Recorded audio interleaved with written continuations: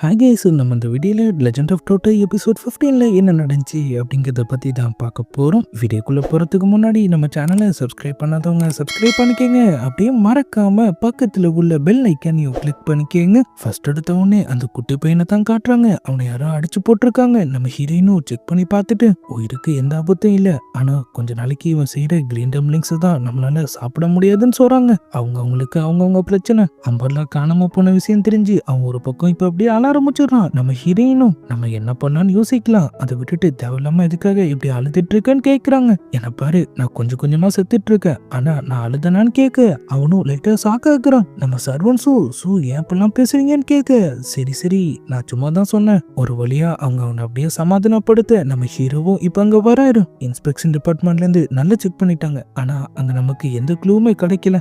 அவனோட சீனியரை தான் சந்தேகப்படுறான். அப்படியே கட் பண்ணா நம்ம ஹீரோ அவங்க இப்ப அவரை தான் மீட் பண்ண வந்திருக்காங்க. ஒரு வேல்யூபிளான ட்ரெஸரி அப்படியே நம்மால் கிட்ட கொடுத்துட்டு இது ஜூக்கு கண்டிப்பா பிடிக்கும், நம்மாலும் நீங்க என்ன எதிர்பார்க்கறீங்கன்னு தெரிஞ்சுக்கலாமான்னு கேக்குறாரு. அவங்களும் விஷயத்த ஓபன் பண்றாங்க. என் மாஸ்டர் பிரிட்ஜு கடையில ஒரு டிராகன் வாழ்றதா ஆணித்தனமா நம்பினாரு. ஹெவன் அண்ட் எக்ஸ்பிரிங்க செய்யறது மூலியமா அதை அங்கிருந்து விடுதலை பண்ண முடியும்னு அவரு சொல்லுவாரு. அந்த டிஷ்ஷை செய்யறதுக்காகவே அவர் வாழ்க்கையே தியாகம் பண்ணாரு. இப்ப என் ஜூனியரும் அதெல்லாம் நம்பிட்டு அதே மாதிரியே பண்றதுல எனக்கு சுத்தமா விருப்பம் இல்லை.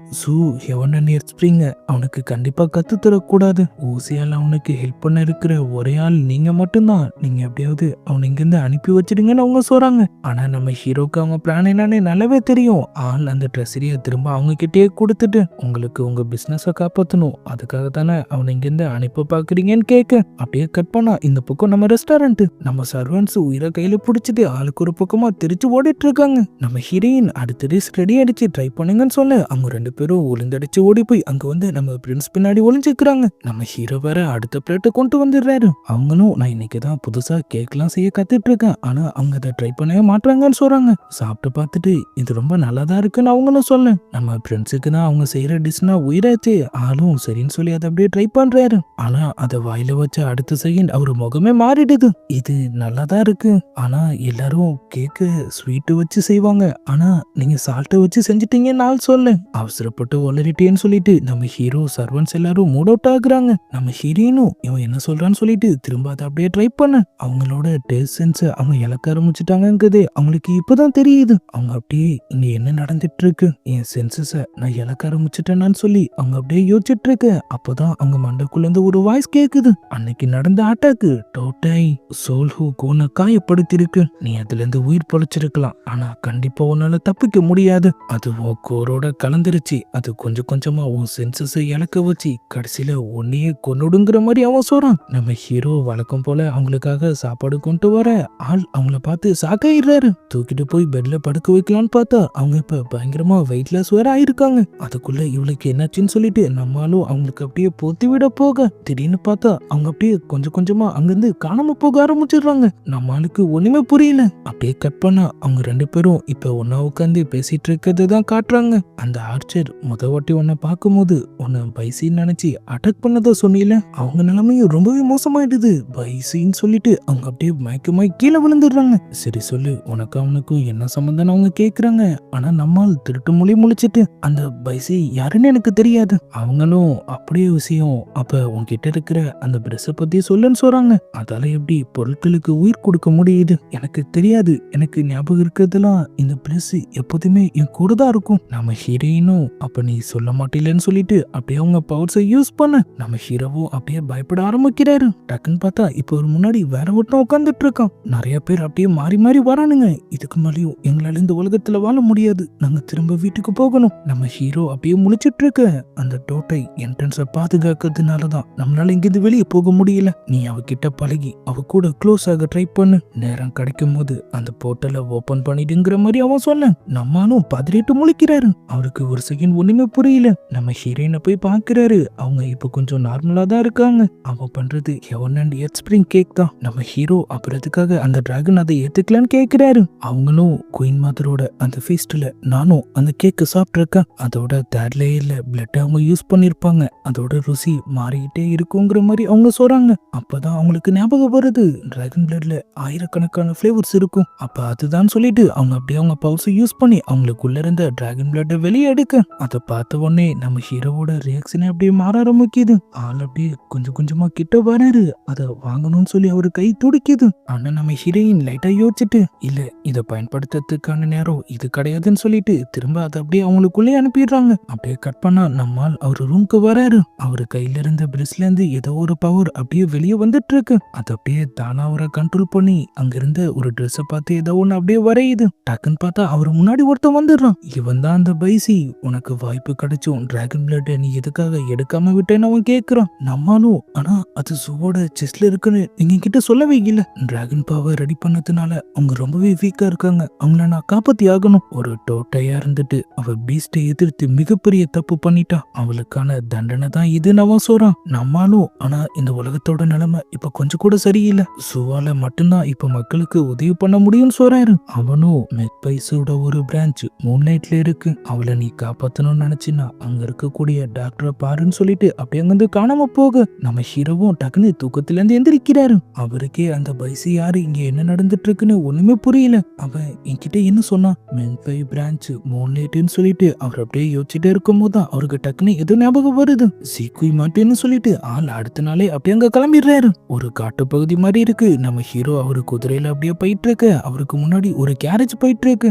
யாரான்னு பார்த்தா நம்ம பிரின்ஸ் ஒரு முக்கியமான வேலையா சீக்கிங் மவுண்டனுக்கு போயிட்டு இருக்கன்னு ஆள் சொல்றாரு. நம்ம ஹீரோவும் அவரை கண்டுக்காத மாதிரி ஆள் அப்படியே அங்கிருந்து கிளம்பு வண்டியை ஒரு இடத்துல பார்க் பண்ணிட்டு அவர் அப்படியே அங்கிருந்து ஒரு லேக் கிட்ட போறாரு. பார்த்தா அங்கேயும் நம்ம பிரின்ஸ் நம்ம ரெண்டு பேரும் ஒரே இடத்துக்கு தானே போறோம், நான் உனக்கு ஹெல்ப் பண்றேன்னு ஆள் சொல்ல அவரும் வேண்ட வெறுப்பா அவர் கூட சேர்ந்து அப்படியே அங்கிருந்து கிளம்புறாரு. இப்ப அப்படியே ஒரு மவுண்டைன் நம்ம ஹீரோ மூச்சை தம் கட்டிட்டு மேலே ஏறிட்டு இருக்க. பார்த்தா திரும்ப நம்ம பிரின்ஸ் நீங்க எல்லா இடத்துலயும் கேரேஜ்லயே போய் பழக்கப்பட்டிருப்பீங்க. மலையர்னா ரொம்ப மூச்சு வாங்குதுல. ஆனா வாங்குறது இவருக்கு தான். நம்ம பிரின்ஸும் நீ எவ்வளவு வேகமா மேல போனாலும் நான் இல்லாம ஜுவான் கண்டிப்பா உன்னை பார்க்க மாட்டாருன்னு சொல்றாரு. அதெல்லாம் நான் பாத்துக்கிறேன்னு சொல்லிட்டு நம்ம ஹீரோவும் ஒரே ஓட்டமா ஓடி நேரா மேல போயிடுறாரு. அங்க ஒரு லேடி இருக்காங்க. மாஸ்டர் யாருக்கும் உதவி பண்றது இல்ல, அவரு ரிட்டையர்ட் ஆயிட்டாருன்னு அவங்க சொல்ல. ஆனா ஒரு உயிர் ஆபத்துல இருக்கு, ஏதாவது ஹெல்ப் பண்ணுங்கன்னு சொல்லி அவரு கேட்கிறாரு. கொஞ்ச நேரத்திலேயே நம்ம பிரின்ஸும் அப்படியே அங்க வர அந்த லேடி அவர் வந்த விஷயத்த உள்ள போய் ரிப்போர்ட் பண்றாங்க. கொஞ்ச நேரத்திலேயே டோரும் ஓபன் ஆகுது. ஃப்ரெண்ட்ஸும் சிரிப்பை போட்டுட்டு அப்படியே உள்ள போக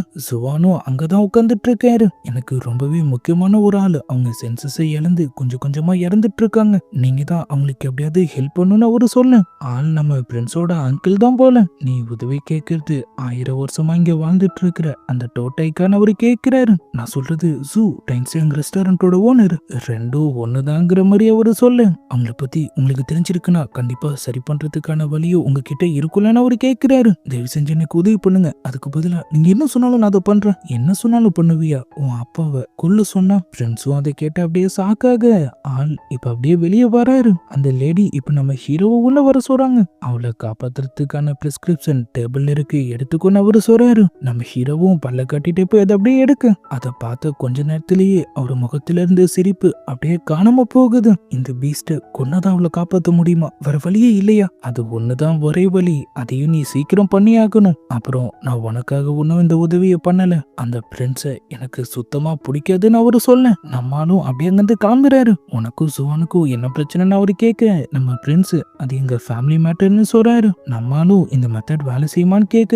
நம்ம பிரின்ஸ் அவர் எனக்கு பிடிக்காதுதான், ஆனா அவரோட டேலண்ட் மேல எனக்கு நம்பிக்கை இருக்குன்னு சொல்றாரு. அப்படியே பேசிட்டே வந்துட்டு இருக்கு. திடீர்னு அந்த பிரிஸ்கிரிப்ஷன்ல இருந்த எல்லா விஷயமும் மறைய ஆரம்பிக்குது. அவங்களும் என்னாச்சுன்னு புரியாம திரும்ப அவரை பார்க்க போறாங்க. ஆனா மறைஞ்ச அந்த பிரிஸ்கிரிப்ஷன் இப்ப திரும்ப அப்படியே வந்துடுது. அதுக்கப்புறம் தான் அவங்களுக்கு விஷயமே புரியுது. அந்த இடத்த ஒரு மேஜிக்கல் பேரியர் கவர் பண்ணிருக்கு. நம்ம ஃப்ரெண்ட்ஸும் இங்க 2 சூரியன் இருக்கிறத நீ கவனிச்சியா? இது ஒரு மிரர் வேர்ல்டுன்னு சொல்றாரு. அப்பனா இது மாரி இந்த பிரிஸ்கிரிப்ஷனை நம்மளால வெளியே கொண்டு போக முடியாதா? நம்ம ஹீரோவும் உள்ள போயிட்டு அதை அப்படியே மனப்பாடம் பண்ணிட்டு வராரு. ஆனா வெளியே வந்த உடனே அதுவும் மறைஞ்சிருது. அவர் படிச்சதும் மறந்துடுது. என்ன பண்றதுன்னு தெரியாம அவங்க குழம்பி போயிருக்கும் போதுதான் நம்மளுக்கு ஒரு ஐடியா வருது. கரெக்டா அந்த பேரியரோட பார்டர்ல நின்னு பிரிஸ்கிரிப்ஷன் பாதியை வெளியே காமிச்சு அதை நம்ம பிரின்ஸை மனப்பாடம் பண்ணிக்க சொல்லிட்டு மீதிய அதே மாதிரியே அவரு வெளிப்பக்கம் வந்துட்டு அப்படி ஞாபகம் வச்சுக்க. ஃப்ரெண்ட்ஸும் நீ ரொம்ப புத்திசாலி தான் சொல்றாரு. நம்மளும் சார் ஏதோ சொன்னீங்க, ஆனா எனக்கு சரியா கேட்கலையே. ஃப்ரெண்ட்ஸும் அவசரப்பட்டு பாராட்டிட்டோமோன்னு சொல்லிட்டு அப்படியே அங்கிருந்து கிளம்புறாரு. அப்படியே அந்த பக்கம் நம்ம ரெஸ்டாரண்ட் அந்த மாஸ்க் போட்டு திருட்டு போய் உள்ள பூந்துடுறோம். காணாம போன ரெட் அம்பர்லாவும் அவன் கிட்டதான் இருக்கு. அவ அதை யூஸ் பண்ணி நம்ம ஹீரோயினோட சோலை பிடிக்க ட்ரை பண்ண அது வேலை செய்ய மாட்டேங்குது.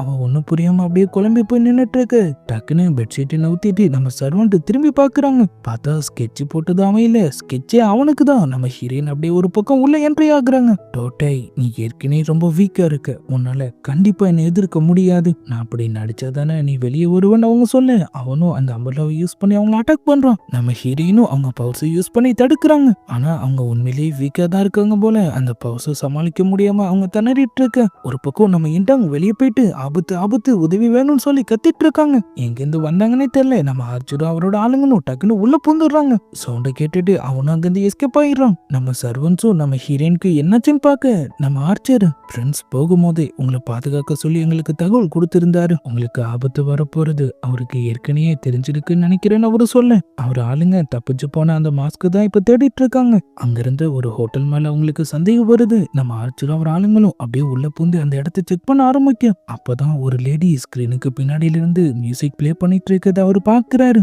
அந்த திருட்டு பயலோட வேலை தான் இது. அவனோட அந்த செல் த்ரெட்டை யூஸ் பண்ணி தான் அவங்கள கண்ட்ரோல் பண்ணிட்டு இருக்கான். ஆனா நம்ம ஆர்ச்சர் அதை கண்டுபிடிச்சிடுறாரு. அவர் யாரோ யூஸ் பண்ணி அதை அப்படியே கட் பண்ண அவன் திரும்ப அங்கிருந்து எஸ்கேப் ஆயிடுறான். அந்த லேடியும் அவருக்கு தேங்க்ஸ் வராங்க. அவருக்கும் அவங்கள பார்த்த உடனே உள்ளுக்குள்ள பட்டாம்பூச்சி பறக்க ஆரம்பிச்சிடுது.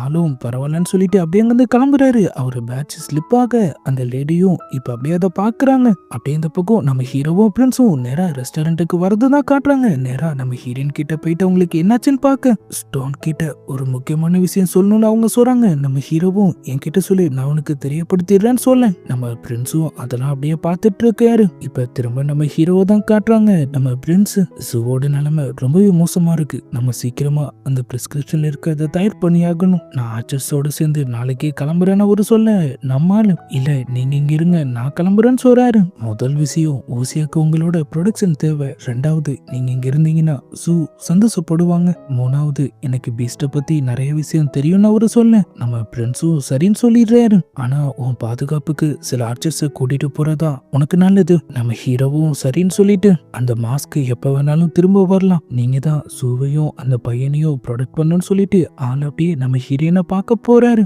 அவங்களும் படுத்த படுக்கையா இருக்காங்க.